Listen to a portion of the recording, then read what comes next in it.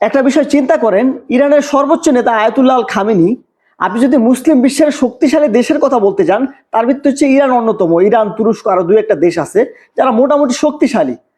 সেই ইরানের সর্বোচ্চ নেতাকে তাদের ইচ্ছা হয়েছে জাস্ট তুলে দিয়া শেষ করে দিছে মুহূর্তের ভিতরে, কেউ কোনো আঁচও করতে পারে না।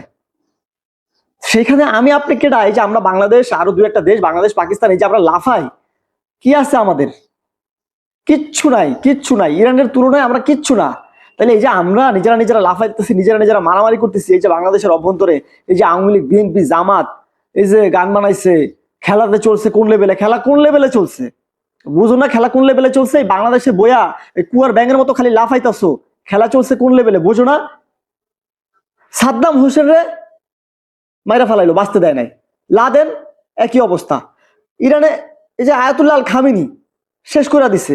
আর তোমরা এখানে বাংলাদেশে বইয়া নির্বাচন করো, হাজার হাজার কোটি টাকা খরচ করে নির্বাচন করো, নির্বাচন করার পরে কইতেছো তোমরা নির্বাচন সুষ্ঠু হয় নাই। এই যে লাফাইতেছো, সামনে তো পায়ের নিচে মাটি থাকবো না। এই যে খেলা যে চলছে কোন লেভেলে, খেলা কোন লেভেলে চলবো তোমরা বুঝো না, এখনো টের পাও নাই, টের পাও নাই। খেলা মারাইতেছো জনগণের টাকাগুলারে, মানে বাস দিয়া তোমরা এখানে বইয়া যে আওয়ামী লীগ, বিএনপি, জামাত দেশটারে রসাতলে নিতেছো, বুঝতেছো খেলা কোন লেভেলে যাইতেছে? একটু মাথা উঁচু করে বাঁচতে দিব না, মাথা উঁচু করবো মাথা ফালাই দিব। কয় খেলা চলছে কোন লেভেলে, শালার কুয়ার ব্যান। খেলা বুঝবা না সামনে, যদি ঐক্যবদ্ধ হইতে না পারো, কি যে আছে তোমাদের কপালে তোমরা টের পাইবা সামনে।